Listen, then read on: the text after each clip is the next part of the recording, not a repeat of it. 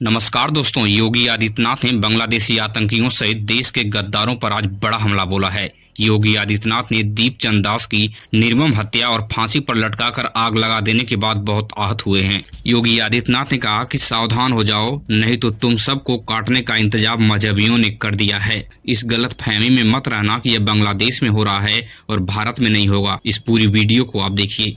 एक एक दृश्य अत्यंत प्रेरणादायी है। जो काम संभल में किया था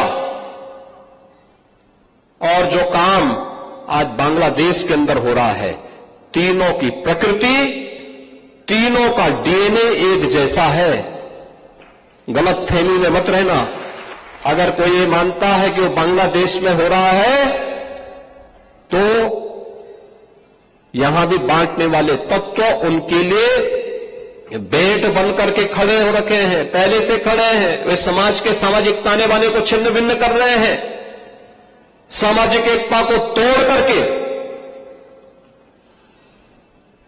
आपको बांट करके फिर काटने का और कटवाने का पूरा इंतजाम भी कर रहे हैं। ये बांटने वाले लोग, बहुत सारे लोग तो ऐसे हैं जिन्होंने दुनिया के तमाम देशों में प्रॉपर्टी खरीद करके रखी हुई है। जहां संकट आएगा वहां भाग जाएंगे, मरने वाले मरते रहेंगे।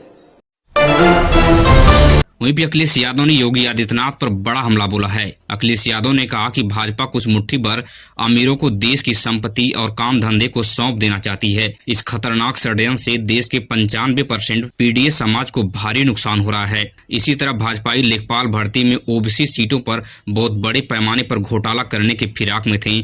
हमने 700 से ज्यादा सीटों को चोरी होने से बचा लिया है, इनकी कोशिश को नाकाम कर दिया है। वहीं पर पाकिस्तान अभी तक ऑपरेशन सिंदूर के तांडव को भूल नहीं पाया है। पाकिस्तानी सेना प्रमुख असीम मुनीर ने कबूल किया कि हमें चाइनीज हथियारों ने नहीं बचाया, बल्कि अल्लाह ने हमारी हिफाजत की। राफेल और ब्रह्मोस मिसाइलों की गर्जना के सामने पाकिस्तान की सांसें टंग गई थीं। इसलिए पाकिस्तान समय रहते अमेरिका की शरण में चला गया, नहीं तो पाकिस्तान की वो हाल होती जो अभी तक किसी ने नहीं देखा होगा। वहीं पर केंद्र सरकार ने बड़ा फैसला कर लिया है। 26 दिसंबर से देश भर में ट्रेन का किराया बढ़ा दिया जाएगा। जितनी लंबी दूरी होगी उतना ही ज्यादा आपको किराया चुकाना होगा। अब आपकी जेब पूरी तरह से टाइट होने वाली है। अब सबसे बड़ी खबर निकल के आ रही सामने कि आधार कार्ड को जल्दी अपडेट करवा लें, नहीं तो कई सरकारी योजनाओं और सरकारी लाभों से और साथ ही साथ बैंक से पैसे निकालने लेन देन में आपको बड़ी परेशानियों का सामना करना पड़ सकता है। सरकार ने चेतावनी दी है कि 5 से 17 वर्ष के अपने घर के सभी बच्चों का बायोमेट्रिक अपडेट करवा लें। स्कूल, परीक्षाओं, सरकारी योजनाओं में आपको किसी परेशानी का सामना नहीं करना पड़ेगा। अंतिम तिथि 30 सितंबर 2026 बताई जा रही है। यह जो सुविधा है पूरी तरह से निःशुल्क है। अपने नजदीकी आधार केंद्र पर जाकर आप इसे अपडेट करवा सकते हैं। वहीं पे प्रियंका गांधी ने भारतीय जनता पार्टी पर करारा हमला बोला है। प्रियंका गांधी ने कहा कि भारतीय जनता पार्टी चंदा दो धंधा लेने का खतरनाक खेल कर रही है। वहीं पर भारतीय जनता पार्टी अब इलेक्टोरल ट्रस्ट के माध्यम से करोड़ों रुपए की चंदाखोरी कर रही है। भारतीय जनता पार्टी इस ट्रस्ट के तहत 3112 करोड़ रुपए की वसूली कर चुकी है। वहीं पर कांग्रेस को सिर्फ 298 करोड़ रुपए ही मिले हैं। वोट चोरी के बाद अब बीजेपी पर चंदा चोरी का बड़ा आरोप कांग्रेस लगा रही है। वहीं पर राष्ट्रपति द्रौपदी मुर्मू ने शांति बिल पर तत्काल प्रभाव से मंजूरी दे दी है। अब इस बिल के पास हो जाने के बाद परमाणु ऊर्जा के क्षेत्र में प्राइवेट कंपनियों का दरवाजा खुल चुका है। अब प्राइवेट कंपनियां न्यूक्लियर पावर का प्रयोग करके बड़े इनोवेशन का काम करके देश की प्रगति में तेजी देने के लिए योगदान दे सकती हैं। पुराने परमाणु ऊर्जा के कानून को खत्म कर दिया गया है। रणनीतिक गतिविधियों पर सरकार का कंट्रोल बरकरार रहेगा। वहीं पर नाइजीरिया में बड़े पैमाने पर इस्लामिक आतंकवादियों ने ईसाई समुदाय पर हमला करना शुरू कर दिया है। नाइजीरिया के ईसाइयों ने अमेरिकी राष्ट्रपति डोनाल्ड ट्रंप से बड़ी मांग की है कि हमें जल्द से जल्द बचाया जाए।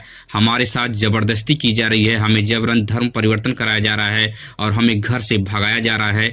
हमारे साथ बहुत बड़े पैमाने पर हत्याएं हो रही हैं और महिलाओं के साथ बड़े पैमाने पर रेप हो रहे हैं।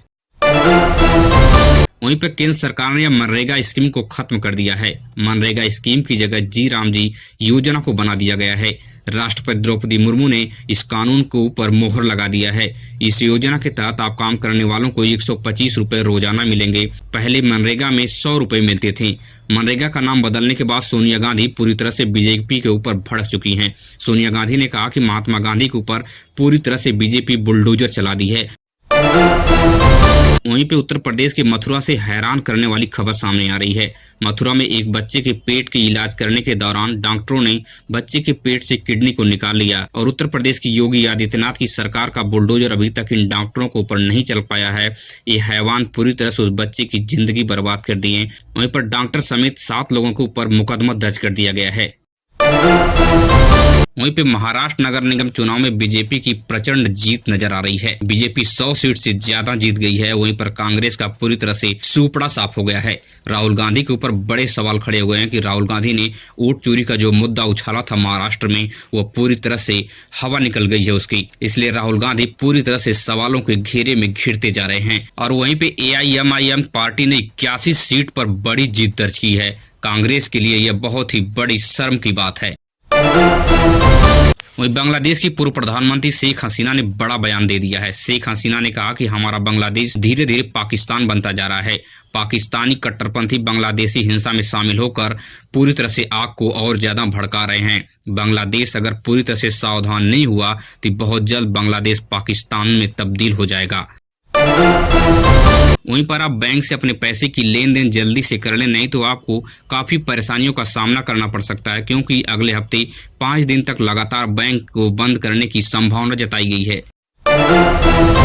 वहीं पर पाकिस्तान मुस्लिमों की डर देखती बनती है। क्रिकेट मैदान में भी ये जाहिल युद्ध लड़ रहे हैं। दरअसल वैभव सूर्यवंशी के आउट हो जाने के बाद एक वीडियो वायरल हो रही है। इस वीडियो को मैं आपको आगे दिखाऊंगा। इस वीडियो में किस तरह से एक युवा कि इतना ज्यादा उछल कूद रहा है कि ऐसा लग रहा है कि ऑपरेशन सिंदूर में पूरी तरह से जीत हासिल कर ली है। लेकिन इस वीडियो में भारत के विरोध में एक नारा लगाया जा रहा है कि एक पाकिस्तानी 100 बिहारी पर भारी पड़ेगा। एक पाकिस्तानी 100 बिहारी पर भारी पड़ेगा, इस प्रकार का नारा देकर भारत को चिढ़ाने की कोशिश कर रहा है।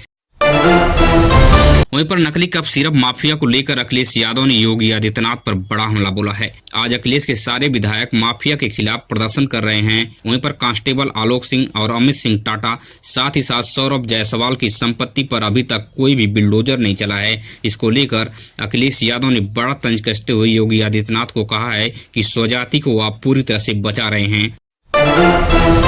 वहीं पर राजस्थान का 50,000 इनामी बदमाश भिखारी के भेष में बनकर बच रहा था। पुलिस ने हिस्ट्री सीटर बदमाश को गिरफ्तार कर लिया है। दरअसल ये बदमाश डेनियस बाबरिया हत्याकांड का आरोपी था। इसका नाम दीपक मालसरिया बताया गया है। झुंझुनू पुलिस के हत्थे यह चढ़ गया है।